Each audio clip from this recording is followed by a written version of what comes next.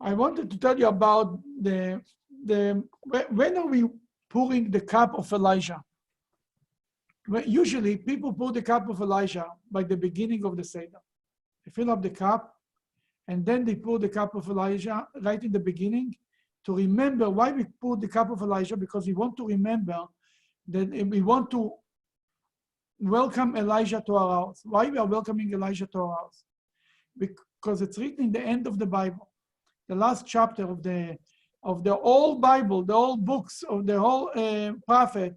It's written that Elijah is going to come and tell us that Moshiach, let us know, bring us good tidings about the great day. The great day is the coming of Moshiach. Pesach, because it's the day that the Jewish people were, because this is the day, Pesach is the day that we first came out from Egypt. And for the same reason, that was the night of redemption. Then we tell God, what could be a better day to redeem us, to take us out from Egypt than today? Then send us Moshiach today. We want to show him that we are so much awaiting Moshiach that we do something tangible. In Judaism, we never do just things. We never just talk about things. We do tangible things. When we want to remember the bitterness of the Jews in Egypt, we eat maror. We want to remember the Exodus, we eat matzah. We do things. And Rosh Hashanah, we want to have a sweet ear. We take the apple, we dip in the honey. We are a nation of action. Then the same thing is here. We fill up a cup of wine and we tell God, bring us Elijah. We are ready to be even for him a cup of wine. Then the custom in Chabad is not to fill up the cup of Elijah in the beginning, but to fill up the cup of Elijah later after the meal. Why? Then we can say there is one explanation. Maybe I said it last week, but I'll say it again. I don't remember what I say to whom over so many classes. Then I will say it to you, and if you heard it before, I'm sorry. We have a custom on Shabbat, on Friday night.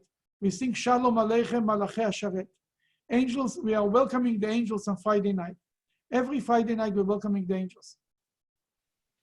Why are we welcoming the angels? Because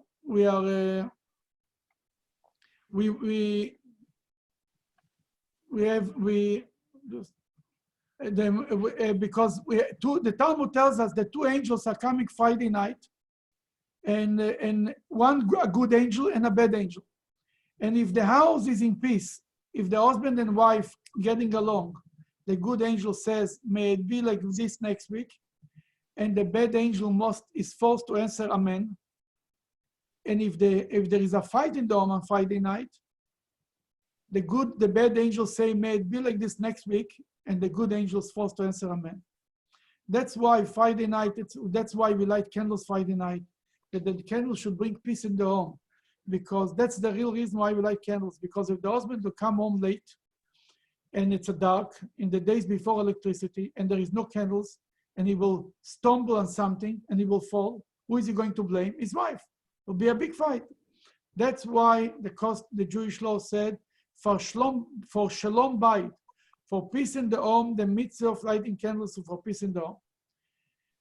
Then when we say the song is Shalom Aleichem, welcome angels. The second paragraph begins with the word Boachem LeShalom, thank you for coming. The third paragraph says Baruchuni LeShalom, bless me angels. The last paragraph says Tetchem LeShalom, goodbye angels. Why we say all this for? We ask him, thank you for coming, bless me, goodbye. And the question is, why we say goodbye angels before the meal? If two angels came to visit your house, keep them. And one of the explanations is, famous explanation, then because angels cannot eat, then it's not respectful and it's not polite to eat in front of somebody you cannot eat. Even angels don't eat and they are not hungry. Still, it's a message for us, a lesson for us, that you don't eat something that another person cannot eat. You don't eat in front of a vegetarian a good steak, because it's not respectful. You know, you cannot participate, you cannot be a part of it. What do you mean you're eating in front of him? The same thing you say, that's why before the meal, we say goodbye angels. I had another explanation says that when a Jew makes a prayer, makes a mitzvah, an angel is jealous. That we don't, before that, We are on a higher level when we do a mitzvah than the angel. But maybe this is the reason also, the explanation, why we invite Elijah after the meal. We need Elijah for the end of the meal. At the same time when we open the door for Elijah, for the coming of Moshiach, because we need them for after the meal, for the second part of the Agada. That's why when we invite them only, we pour the cup after the meal, after we finish eating. Only then we invite the angel, because Elijah is an angel. But the real reason why we invite them after the meal, why we pour the cup of Elijah after the meal, why we open the door to Elijah after the meal, is because the second part of the Agada is about the future. That's what we said before. The first part is about the past. The second part is about the future. Then before we talked about Moses and the Exodus and the 10th plague and the splitting of the sea and the suffering of the Maror and the eating of the matzah being washed out of Egypt. That was the past. And now we're turning the pages and we're talking about the future. And we are the link between the past and the future. Everyone needs to understand it. We are the link.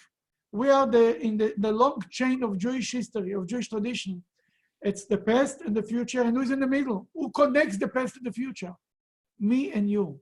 Every one of us, in every generation, we're sitting by the Seder, is the link because between the past and the future.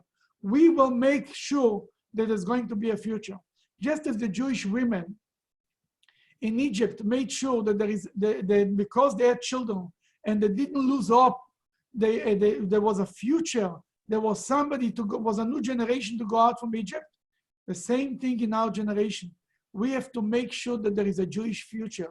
There is other Jewish children, and we make sure we already had children. Our children and our grandchildren, they should continue the Jewish tradition. And then we can make sure, and that's why, what we say by the end of the Seder, after we do the other part of the Hallel, after we say, Odu Hashem Kitov, Kilo Olam Chazdo, for God is good forever.